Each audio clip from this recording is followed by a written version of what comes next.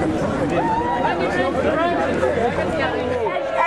he thought that no one would care. We care! 2 weeks ago, over 30,000 Canadians took to the streets in our country and internationally with one common goal: to show Stephen Harper, to show our MPs, and to show the world that Canadians will stand strong for our democracy. Unfortunately, the call of our rallies to reopen Parliament went unanswered. There's been no apology for taking our Canadian politeness for granted, and no attempt to repair the damage the government has done to our trust, our procedural confidence, and ultimately our democracy. I suppose we should thank the government in some ironic way, because their utmost belief in our apathy has brought Canadians out into the street and has sparked the most widespread grassroots movement that has been seen in ages. This grassroots explosion of interest and re-engagement in our democracy is evidence that we have made a difference. We still have a lot of work to do. A colleague of mine had it right when he said, "Canadians are not apathetic, we're just a little rusty." So once again, we are gathered here today to show that yes, we care! Yes, we care! Yes, we care! The CAPP movement has been so successful because we've shown to be an inclusive, diverse group of citizens who exercise our common concerns with respect and in a peaceful manner. I hope we can keep that sentiment alive today. Hopefully we will have a chance to see our elusive Prime Minister, and we can point him in the direction of the Parliament building he should be speaking at today.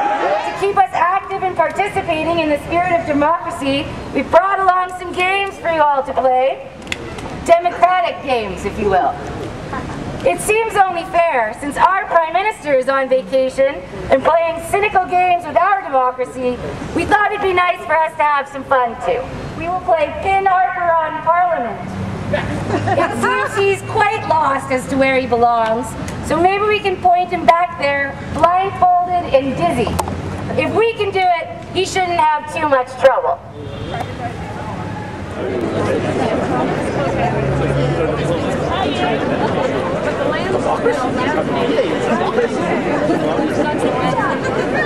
Alright, let's do it. Go, go! It's in the bag. Good? Good mark.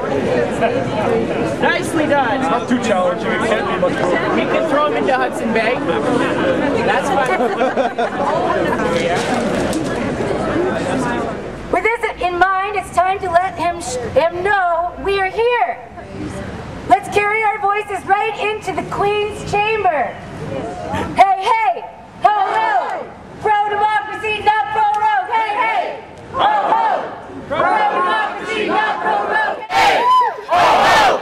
Pro-democracy, not pro-rogue! Hey, hey! Hey! Ho, ho! Pro-democracy, not pro-rogue! Hey, hey! Ho, ho! Pro-democracy, not pro-rogue! Hey, hey! Ho, ho! Pro-democracy, not pro-rogue! Hey, hey! Ho, ho! Pro-democracy, not pro-rogue! Hey, hey! Ho, ho! Pro-democracy, not pro-rogue! Hey, hey! Whose house? Whose house? Whose house? Whose house? Whose house? All right, I think he heard that. Our Prime Minister has decided to grace the British Columbia Legislature here in Victoria with his presence. Apparently, he's here to talk about the Olympic Games.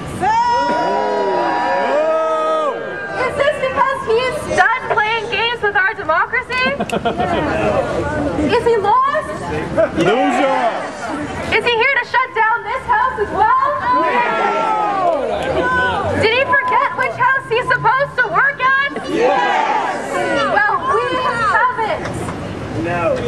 Some people across the nation may be watching this and asking themselves, why are they still making such a fuss? Parliament is prorogued. It's finished.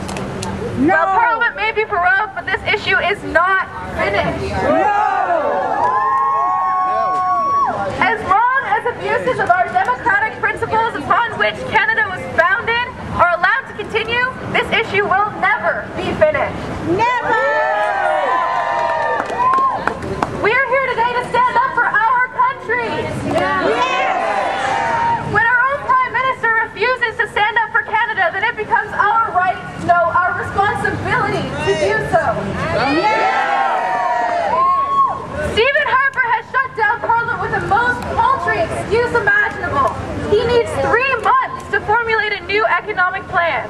He's scared! 3 months? 3 months to draft a proposal which should have and has always been presented at the end of January. If he didn't need 3 months to draft an economic proposal after the worst economic crash in history last year, then he does not need 3 months to formulate one now. That's right! That's right! Before this year's prorogation, and I specify this year because it seems to be becoming a yearly occurrence, Mr. Harper was facing tough criticism on 2 main issues. His shameful behavior at the Copenhagen Climate Conference in December, where he made every effort humanly possible to derail negotiations. And the role of his government in the torture of Afghan detainees. A crime clearly against the Geneva Convention. Evidence had begun to surface that the Canadian government knew about and was even involved in the covering up of this crime. Well, I guess the saying is true. When the going gets tough, the tough get going. And boy, did Mr. Harper ever get going. Hey, came all the way to Victoria! All the way to Victoria! Where can you get? His response to these accusations was to shut down the Canadian Parliament, sending the over 300 MPs Canadians elected back home without a single citizen voting on the matter. When Parliament is benched, the Canadian people are benched. What about that says democracy? A government by the people, for the people. In Harper's own words, Canadians simply don't care. Yes, we care!